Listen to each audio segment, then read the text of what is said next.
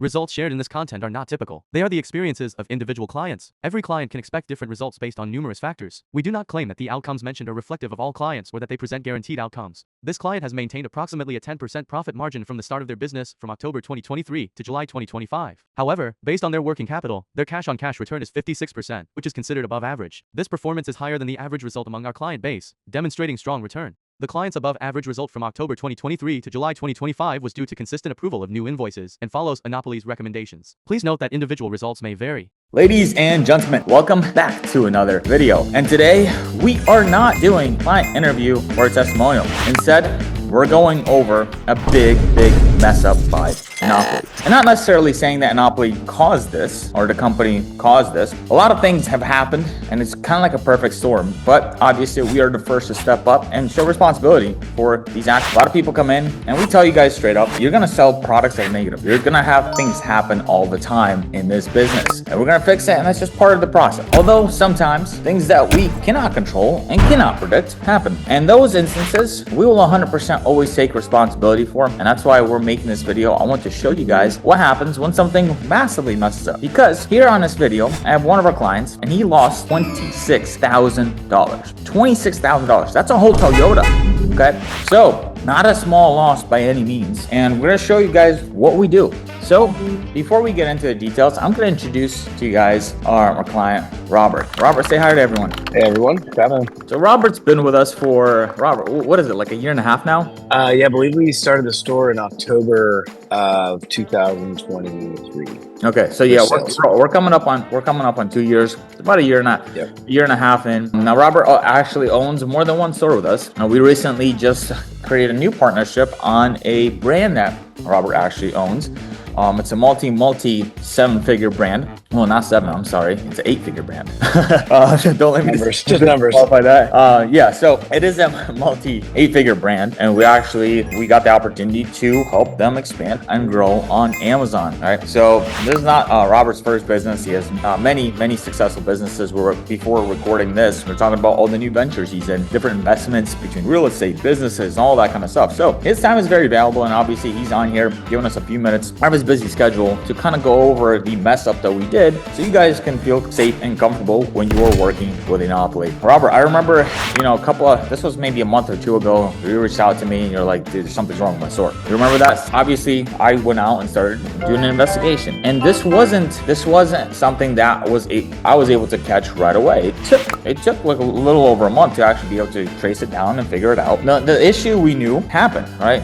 What kind of happened, so you guys understand? This is not something, we made a bad buying decision and the product is completely useless or worthless. No, this is a situation where it's a mixture of a perfect storm between we had newer employees in the warehouse are also no longer here. Then we also had UPS, and then we also had Amazon. So there's 3 parties involved, and no one was willing to take the responsibility. This was going on for months, right? Before even Robert was able to catch something, was like, hey, I'm not making the sales I'm supposed to be making, right? What had happened was either UPS or Amazon lost all the units. Now, obviously, some of the employees from our warehouse could have actually mislabeled them or whatever. We can't get that information because we're no longer with them, or they're no longer with us. So anyways, either Amazon and or UPS both lost it, parts of it, whatever the case is. We simply do not know. We filed claims with all their insurance companies, but everyone's declining it because there's not enough evidence. And because of that, I had to, take it out of the company's pocket and make sure Robert gets a full refund for that mess up. That's not his doing. He did everything what he was supposed to do as a client. He accepted the invoices. He does not complain. If there is a problem, he brings it up and lets us figure it out. And that's exactly what happened. Now, I'm not saying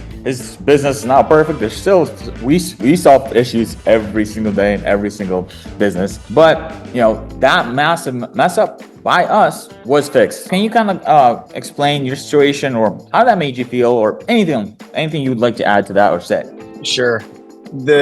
One of the nice things about working with you, Vlad, is that I don't have to think about too many things. That's kind of what you do, right? Is you take the burden of running the day-to-day off of me. The downside of that is sometimes when I go check on things, there's a surprise because I haven't been paying close attention maybe other than doing the basic day-to-day stuff. It's just kind of a benefit and a curse. I like to have my hands in my businesses often, but sometimes when I come back and I look at some numbers and I see some trends or whatever, and it makes me ask a question like, wait, this doesn't something doesn't look right here. Let me go dig into it a little bit. And I don't necessarily have the personal visibility on all of those things because I'm not doing the day-to-day work, right? And so I don't know what's going on, but I see something's off, so I throw it against the team. One thing about your team, I told you this from the very beginning, I was a little skeptical working with you because, your marketing is, you have your persona that you show off in your marketing. And it's a little bit, sometimes it's a little, I'll say off-putting because you're kind of that flashy guy and everything. So I was a little nervous, but we had a relationship. So I was like, all right, let's do this. We jump in. And after, I think it was about 90 days of working with your team, I was like, damn, these guys are very responsive, very professional. They get the information that I request. There's never like a problem with them, and that's continued on. And that kind of what happened here. So I threw it across. I'm like, hey guys, something seems off about my numbers. It doesn't seem like some things are moving. And that was when they kind of figured out that some of these units were lost. And I will add to what you said, like not all the units were lost. I think that I had ordered 100 units of this particular product and it was shipped in a couple different tranches. And one of them made it. And I think half of the other one made it and some didn't. So it looked like things arrived, right? But there's those unit counts that was kind of messed up. So it was a pretty hard problem to spot exactly. I think, so it took a little digging, but anyways, I put it across the team and they did the investigation and came back and realized units were missing. So, and at first it was like, well, shit, what do we do? I mean, again, you're saying that sometimes these things happen and everybody points like the Spider-Man picture, everybody's pointing at each other and you're like, yeah, but somebody fucked this up. They had to have. Before it went too far down that road and having to think, actually was at fault, you guys offered and stepped up and like, hey, we're going to refund, we're going to put the money back in your account. And I think that took a couple days once it was kind of figured out what was going on. So I didn't really have time to have any like emotional damage over the problem, I guess you could say, because it was remedied really quickly, So yeah, your team is, they do a great job. I can't really say that enough. With a lot of plates spinning and I got 2 kids, a new baby here in the last year, a lot of things happening. It's hard to pay attention to everything, that I'm working on sometimes. That's what the teams are for, and so I do have a lot of confidence, just, because your team is responsive and they figure it out, And for those of you that are wondering, do you have to, constantly check your business and catch these mistakes? The organization knew about this for a couple of months. Now, because of such a large amount, and we knew we didn't mess up that bad, we obviously went on after the claims and tried to fight and argue with UPS, with Amazon, and it's been working for a couple of months. It wasn't brought up to my attention because there is a chance that we're going to get this fixed without anyone having to put money out of their pocket except the insurance companies from those other companies. Now, when it starts taking too long, my number one priority is the investors, is our store owners, right? If you guys lose buying confidence, that means the whole company starts going down, right? Because it's not just making money or losing money. It's if you're not confident anymore moving forward, that's when things start going down. And that's why we took the responsibility and said, okay, you know what? We can't afford to Robert not to spend money on inventory. We can't afford none of you guys to stop spending money on inventory, right? Because that's the whole concept of this business, the whole point of it. So you have to take money out of pocket, make sure Robert was reimbursed for those mess ups. Hey, you know what? Maybe if we're lucky enough, there is like a 1% chance. One of these companies' insurance will step up and pay for it. If that doesn't happen, it's completely worth it for us to make sure that our clients actually have the confidence to keep purchasing and keep building the business with us. So we already knew about this issue. We're just still working on it.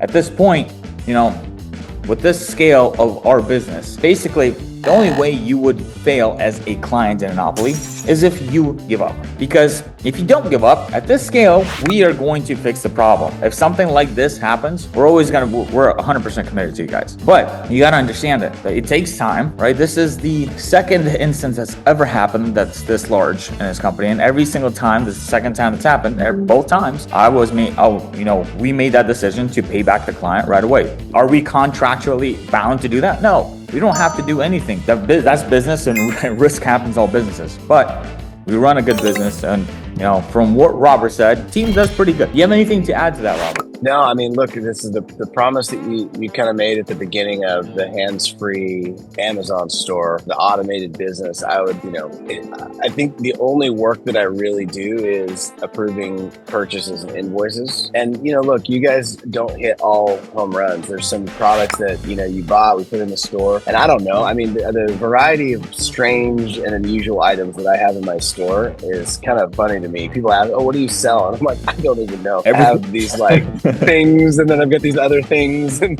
rifle scopes and knives and like sewing kits and breaker boxes. It's very strange. And so I don't always know what's going to sell either. Frankly, I think, your team doesn't always know. Some of it is like, we think this is going to be good, and not everything's a hit. It can't be. But you're not looking for everything to be a hit, you're looking for enough to be a hit. And some you sell at a loss, some we have some stale inventory right now. Again, that's another one. I brought it up to the team, some stale inventory, and I was like, hey, can we just get rid of this? And so we worked on a deal where they're like, is it okay if we lose a little bit of money to get this inventory moved out? Because I think about capital deployment. If I've got inventory sucked up in old inventory or capital, I can't reuse that. And so they put it out. They said, here's how much, per unit we expect that you're going to lose on this. No problem. I can write that off. I would rather redeploy that on items that are going to actually be profitable, right? Mm-hmm. And so I think, that's the kind of involvement. But that's what I like doing too. I like looking for those problems, but I don't have to solve it because your team actually does the work. And they've always done a great job of providing those, like the reports and the insight into what's happening upon request. I've never got pushed back. I'm like, we can't really do that. Or, it's like, yeah, just give us a minute. Let's see what we can pull up. And then,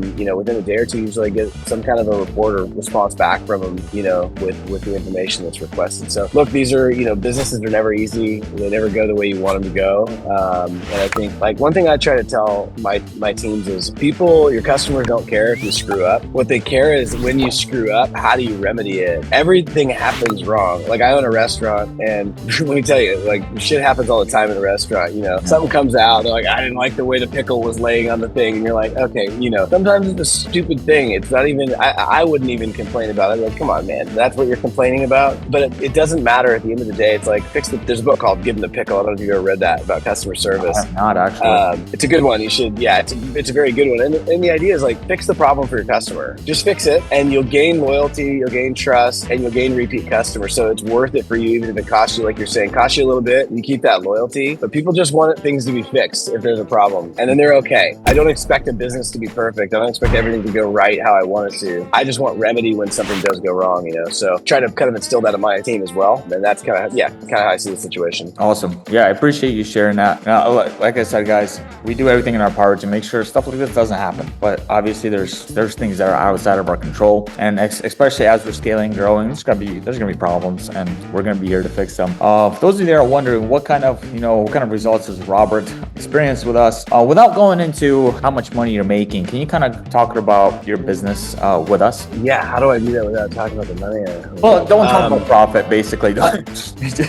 Yeah, exactly. I mean, look, it's a 7-figure store, and I think we scaled to 7. It's a strong 7 figures, and we scaled to that in probably. We launched in October. I think we were hitting like, let's say $100,000 months by probably May, I think, of last year, somewhere around that. So it was pretty, it felt painful at the beginning because, you have to front load a bunch of inventory for this, right? And then it's not results immediately, but then as it starts to tick, it just takes time to move through the systems, right? And I think we have it in about 8-9 months or so, we were starting to hit those 6-figure numbers. It's been pretty consistent since then. And overall, I think net at the end of the year, my net profit was somewhere around about 10%. After our profit split and the different things that we do, and fees and whatnot, it's after everything, which is a great return, when you're thinking about capital deployment, Are you talking about when you said 10%, are you talking about what your total spent amount was, or are you talking about total capital that you've been able to flip?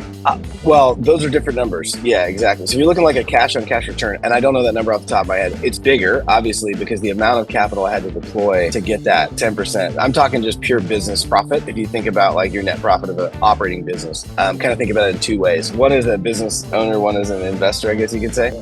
We cycle inventory. I think generally we cycle inventory about 3 to 4 times a year through my store, and so I got to redeploy the same capital. So my cash on cash is much better than that.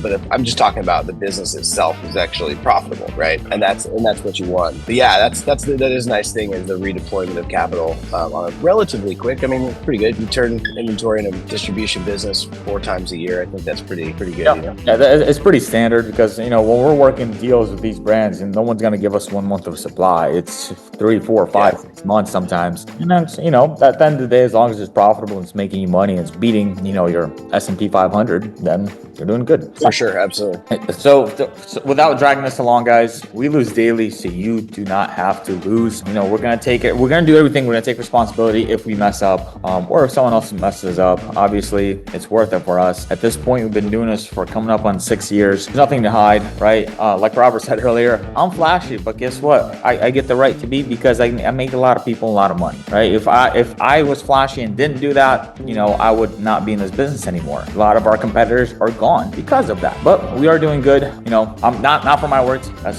what Robert said. But yeah, those of you that want more information, get back to the rep that you were speaking with, or if you're not, there's going to be a link down below. Submit an application, and then from there, book a time on our calendar to speak with us to see if this is the right opportunity for you.